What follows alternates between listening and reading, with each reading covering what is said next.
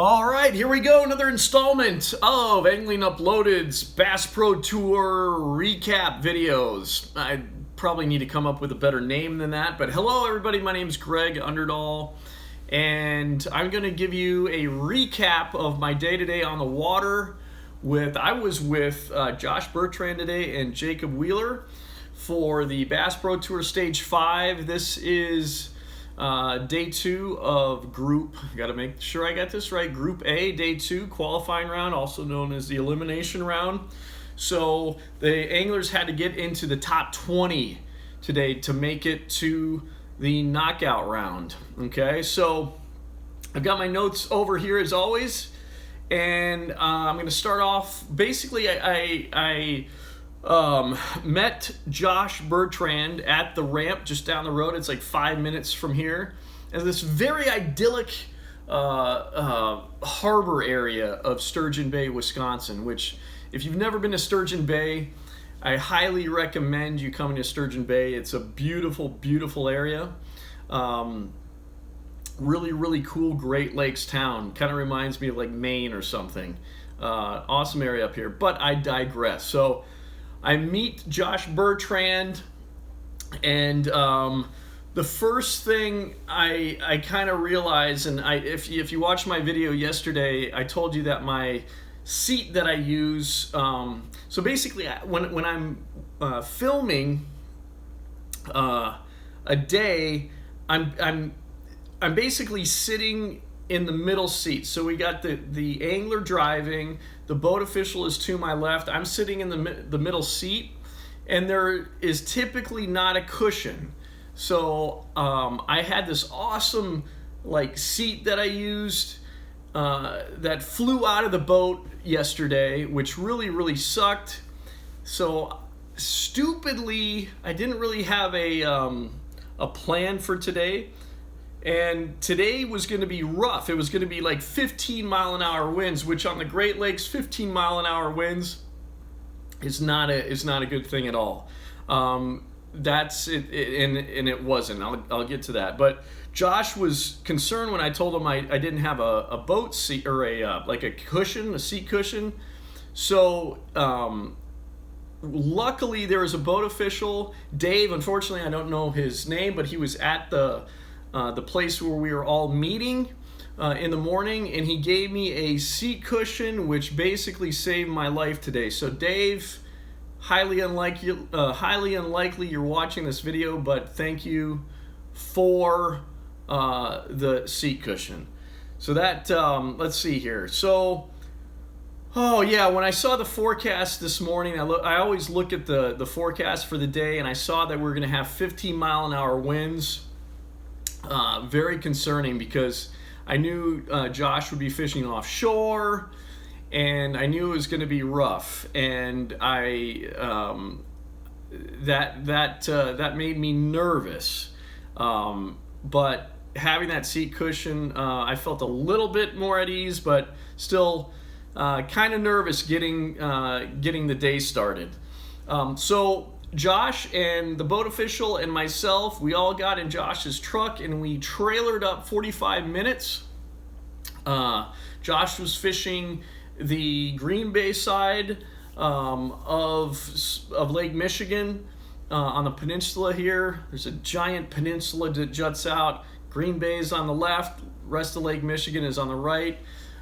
Josh was fishing on the western side of the peninsula. And so we got to the ramp, and Josh started the day in second place. He had a phenomenal first day.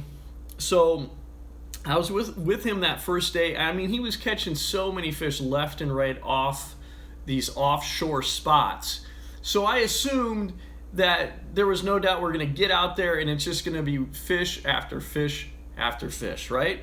So we head on out. And before I get into that, it was kind of cool as we're driving up to the ramp to put in, which if you're not aware, what's really cool is that for this tournament, these guys are allowed to trailer. So that's not typical for most bass tournaments. So they're able to trailer wherever they want to go. So that, like, it's just easier on everybody. It's easier on the anglers because this is such a massive body of water.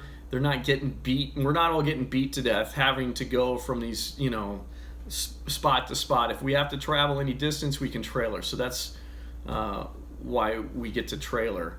And so Josh Bertrand, he has a podcast called Anglers Happy Hour, and we kind of talked about it driving up to the location. It was pretty cool just talking with Josh about that, because we're going to be restarting a podcast on this channel.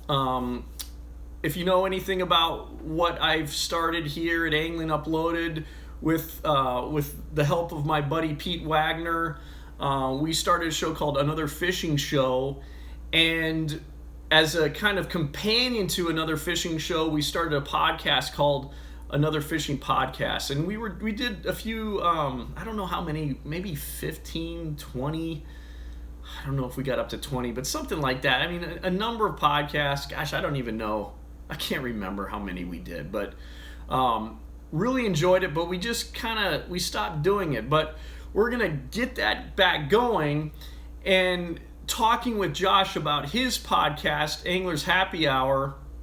What was cool is he invited me on his podcast, and then I asked him if he would be on our podcast when we get it kicked off again, and he said for sure. So really excited about that, because I consider Josh to be one of the best anglers right now on the Bass Pro Tour, and just in general in bass fishing and all the tours. I mean, you spend any time with Josh and you see really quickly how great of an angler he is.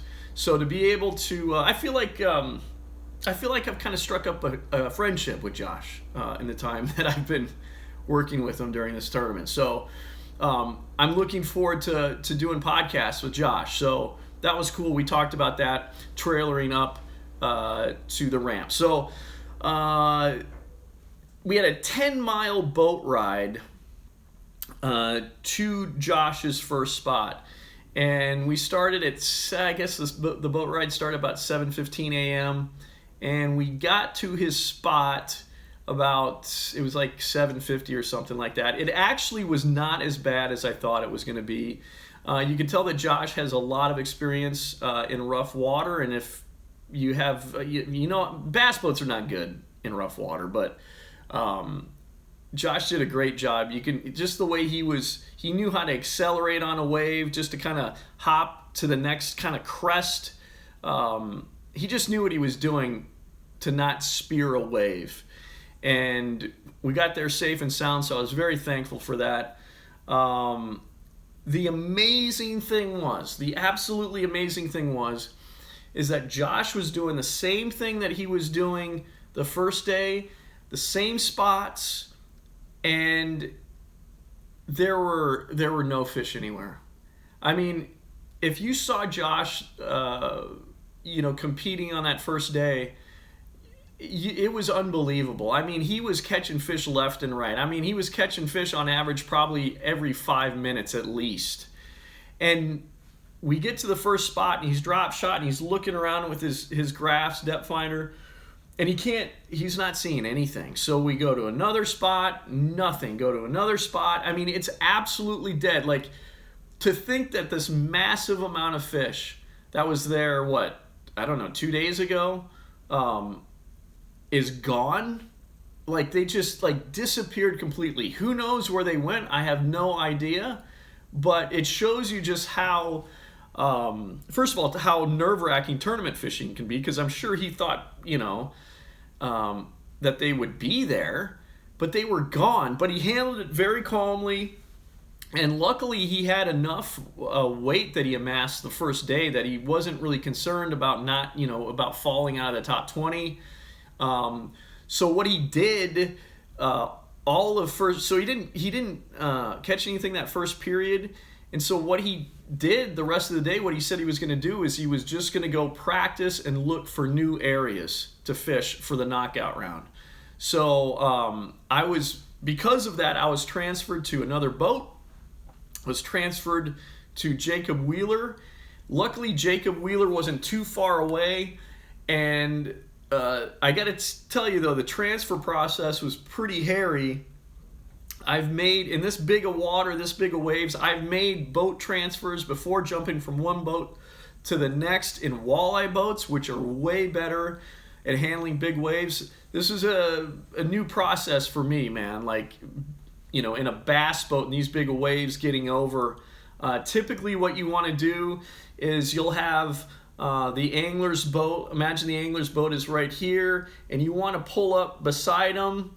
And then what I like to do is typically I like to jump onto the back, right to the back of the angler's boat. If possible, I like to be on the back of the transfer boat and jump to the back of the angler's boat. Unfortunately, with the waves and everything, Jacob Wheeler was set up like this, and we came in like with our bow to his transom, which is not ideal at all, but I had to just jump.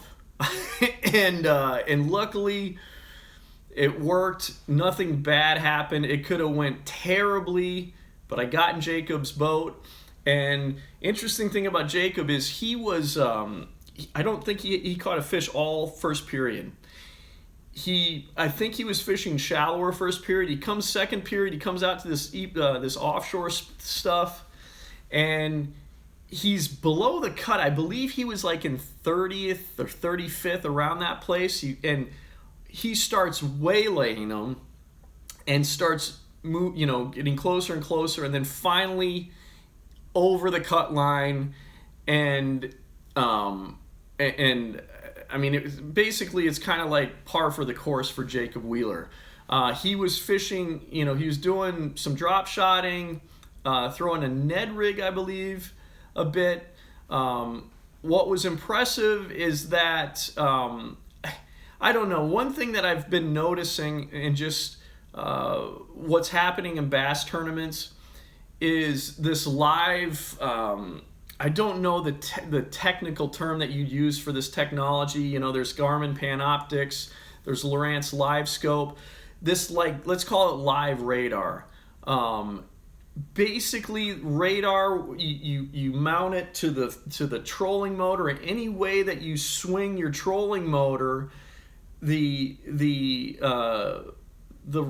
sonar. Did I say radar?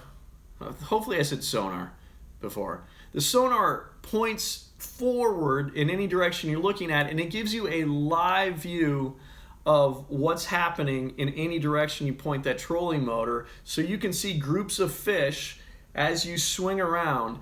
And I got to tell you, this year, just seeing how absolutely deadly that technology is and how useful it is. It's being used out here, and if you're a serious tournament fisherman, I got to tell you, having that in your boat, especially for smallmouth, and if they're suspended up in the water column, is really, really going to give you an advantage. I've seen it time and time again now. So yeah, it's that technology is crazy good, crazy good. Moving on here. So I talked about that. Okay, so yeah, the conditions, typically what I like to do is I like to stand in the back of a bass boat, be as far back as possible, because I don't like to get hooked. In this situation, it doesn't really apply, but I also just like to be as far back of the boat and zoom in and get the shots however I want the shot composed from the back of the boat. With a long lens, a long lens means I can zoom in really far, so I can get whatever shot I kind of need even from the back of the boat. That's what I like to do. But in these rough conditions, especially not having a seat in the back, it's nearly impossible to stand in the back. I did it for a little bit today, but I can't. So I can't do it for very long. So I get in the bottom of the boat and I brace myself up against the console. Stay on there. My computer just kind of went to a screen saver, but so I brace myself on the console, and I that's how I set up, but it doesn't really provide, it's super cramped doing that. Excuse me. By the way, I'm getting thirsty. Once again, very hot in this room. But it was very cramped, and like I said, ideally I like to be in the back of the boat. I'm also in the back of the boat. I'm out of everybody's way. So today, I'm in the bottom of the boat shooting, and I'm kind of having to dance with the boat official and also Jacob Wheeler whenever he catches a fish. So, what was I going to say here? Oh, so basically, these are the roughest conditions I've ever shot, while filming a bass tournament. I've shot in walleye tournaments in rough conditions, but in a bass boat, it's a completely different thing. It's way more rough, and so well, first off, I'll get to this. We'll say this first. I actually fell I don't think I've ever fallen while filming. That happened today, and they showed the video live of me falling, so that was kind of an embarrassment. Jacob was very nice. He offered to help me up, but I was fine. I didn't twist an ankle or anything. All was good there. But it's just a hairy day, man, trying to stay stable. And anytime that Jacob would hook into a fish, I'd have to move out of the way, and Jacob would come over to the console. I would film him fighting. I'd get once he'd come over the console, sit at the driver's seat and fight the fish. I would then come closer by the console, shoot down, and get him fighting the fish. But the whole time I'm just trying to keep as steady as possible. And what happened when I fell is he weighed the fish, and going back up to the bow, I'm following him the whole time, and somehow this compartment was open and I stepped into it, and then I fell into the compartment. I fell, and it was on the live show. They mentioned my name a couple times, which was really it's wonderful. Thank you, Marty, and the rest of the crew for doing that. I don't know. It's kind of nice, I guess. But so that was interesting. We also speared. Well, it wasn't a crazy spearing of a wave. It was more of kind of scalping a crest of a wave. But I had the camera on the bottom of the boat. The wave came over the bow and just kind of flooded, and then it flooded the bottom of the boat and kind of flooded my camera a little bit. I've gotten cameras wet before, and what happens is you kind of get some crazy things that start happening with the camera. It kind of shorts out some things. You'll get some stuff that flashes on the viewfinder that shouldn't be flashing. And so I was a little concerned that I might have a camera go down, and so I let one of the camera tech know that, hey, this could be an issue. Luckily, because of the wind out there and it was sunny, for the most part, the camera was able to dry, and all those crazy little things that were happening with the camera went away. And it's kind of a testament to how tough these cameras are, actually. So, but that's always a little nerve-wracking when something like that goes, when you get a camera wet and you got to record important stuff, and you're kind of in the middle of nowhere. But luckily everything worked, so thankful for that. Okay, I've covered that. Let's see. Okay, so cool thing is Wheeler makes the cut, and I wasn't really surprised that Wheeler makes the cut. He always seems to make the cut, so he's moving on to the knockout round. I don't know if I'm going to be working with him again, but hopefully I enjoy working with Jacob. Tomorrow I am paired up with Jordan Lee again, and that excites me because Jordan is a phenomenal guy, phenomenal angler, and it's always fun to see him work. To me, I consider Jacob and Jordan to be two of the best anglers on the Bass Pro Tour. So it's a privilege as a fisherman to be able to work with these guys and see how they operate, see some behind the scenes stuff. One of the things that was really cool, I always enjoy this at the breaks or on the drive home with these guys when they talk to their family. Jacob's wife called during one of the breaks and also on the ride back home here, back to Sturgeon Bay, just to hear the conversation there. And Jacob's got a new baby, I believe, hasn't a very young baby. So Jacob's wife had Jacob's baby. They're doing like kind of a FaceTime deal, and it's just kind of cool to see. They were very excited that he was able to make the cut. So I always enjoy those interactions like that. So I don't think I'm forgetting anything here. My computer just decided, for whatever reason, to open up an app that I didn't ask it to. I don't know. I should maybe get a new computer or something, or I don't know. I don't know anymore. Maybe the government's messing with me. You never know. So that's it. That is my day. I don't think I'm forgetting anything. That's the recap of the day. That's it. If you enjoy what we're doing here at Angling Uploaded, please consider subscribing. And also check out our Facebook page, our Instagram. I'll put all of that in the description. Check those out. And I'm going to take another sip here and bid you adieu. See you tomorrow.